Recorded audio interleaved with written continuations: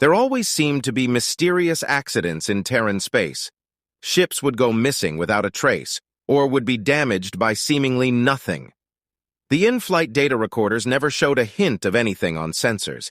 It was quite a strange phenomenon. The few witnesses that made it back alive told increasingly fantastical tales.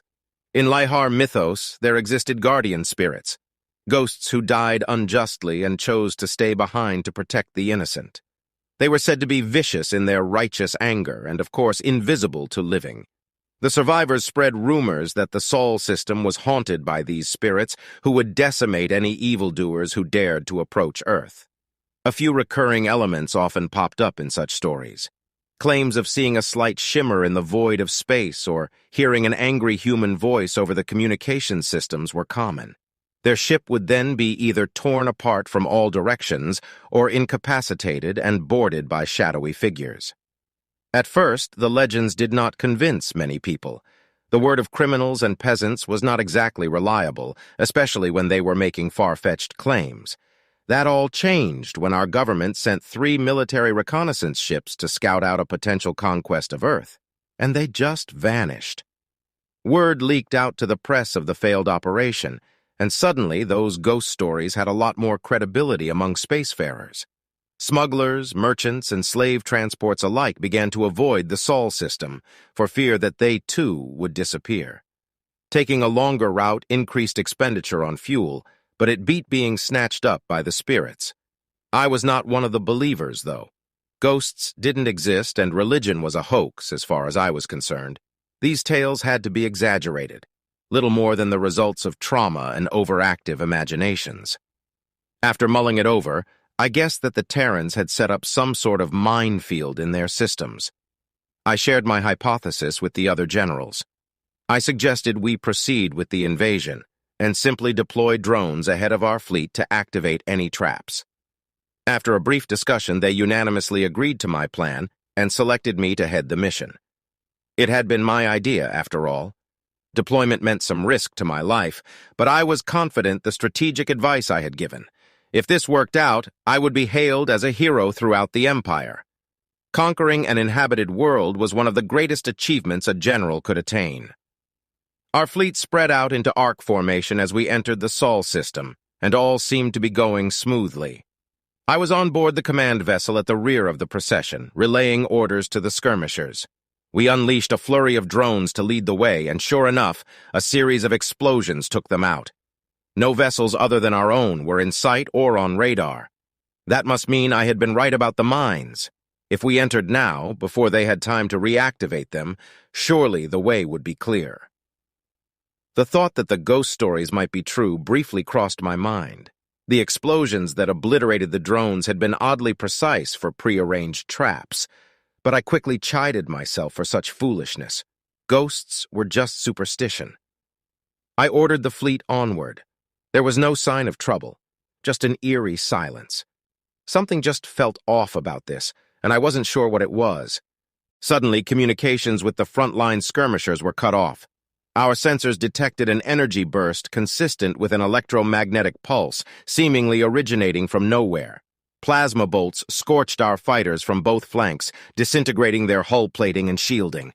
I could see the atmosphere venting from several now crippled spacecraft on the viewport, but I could not see our attackers. "Shoot them!" I barked at my weapons officer. "Shoot who?" he replied. "General, there's no hostiles on the targeting system to engage." Panic bubbled in my chest as I realized we had lost contact with the majority of our fleet in a matter of seconds. The most advanced warships in the Imperial fleet had been picked off with such ease by an invisible enemy. I couldn't fathom how this was possible, but supernatural forces almost seemed the only plausible explanation.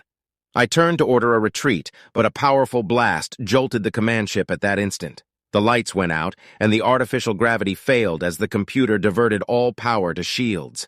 I felt my feet float off the ground and tried to latch on to the desk to hold myself down. Even at max defense output, the shields were barely holding. Mind you, this was the Empire's flagship, designed to withstand the direct hit of a nuclear missile. The only thing that could penetrate our defenses would be sustained antimatter torpedo fire. But antimatter weapons were quite rare to find on the battlefield, as they were extremely difficult and expensive to manufacture. What species would devote so much money and resources to weaponry? It was impractical. Now, spirits, on the other hand, had no such financial limitations.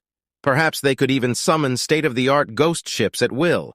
It was all starting to add up. I didn't think I could remain in denial much longer. The shields collapsed, and the latest antimatter volley connected with the engine room. Our attackers had known exactly where to aim, taking out central power and our warp drive. Weapons, navigation, communications, all offline. Only basic functions such as life support remained online, powered by the emergency power generator. With shields no longer operational, the generator also trickled energy back to lighting and artificial gravity. I was already running when my feet slammed back onto the floor, calling out to abandon ship. There were escape pods in the hangar. Our vessel was doomed, but perhaps a few of us could jet away and signal for help, or at least we could warn our command. Smoke seeped down from the upper decks as I dashed through a series of winding corridors and narrow stairwells. The evacuation route had not been well planned out. I doubted any of this ship's creators imagined it would ever be needed. Coughing, I stumbled into the hangar. A discordant grinding sound hummed in the air as I entered. Sparks were flying from the airlock, etching faint orange lines into the metal. It looked as though someone were trying to make an incision point for boarding. I shuddered to think who that someone would be. I took a few steps forward, beckoning for my men to follow. Perhaps if we hurried, we could get out before they got in. But any hopes I had of reaching the escape pods melted away as the airlock fell inward. There was no breaching tunnel to keep the ship pressurized, and yet we could still breathe. All I saw were stars and a strange, shimmering effect, as though reality itself had been altered. Figures clad head to toe in black stepped through the breach. They seemed to materialize out of thin air, pointing their weapons at us. The sheer terror I felt nearly froze me in place, but somehow I remembered how to move my limbs. I raised my arms high above my head, every muscle in my body trembling. "We surrender! Please don't hurt us!" I shouted. Well, I tried to shout at least. It came out as more of a whimper. The last thing I remember before I passed out was one of the shadowy beings approaching and pulling a bag over my head. Colonel Daniel Kelly had stopped by for a progress report on the interrogation. A group of officers were watching through a one-way mirror as intelligence officers grilled the captive alien general. So far, they had picked up a lot of crucial information on the Lihar Empire's military capabilities, tactics, and plans from him. It was strange how cooperative he was. He pleaded with human interrogators not to curse his soul on more than one occasion, promising he would tell them whatever they wanted to know. The groveling and the hysterics did not seem becoming of an officer of any army. "This sniveling guy is one of their highest-ranking generals?" Colonel Kelly asked in a derisive tone. "Why in the hell is he acting like this?" Lieutenant Ross Schaffer smiled. "Well, sir, apparently the Xenos have no concept of stealth technology. Since our cloaked ships were invisible to them, they think they were attacked by ghosts." "Seriously? In that case, we should send him back. If he tells his buddies about the ghosts, maybe they'll call off the invasion." The colonel tapped on the glass twice to signal for the interrogators to exit the room.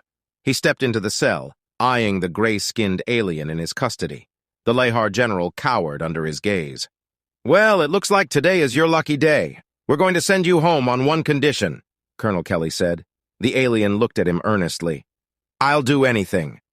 We have a message for the Empire, and we want you to relay it. Tell them in these exact words, 'Stay the fuck away from Earth.'"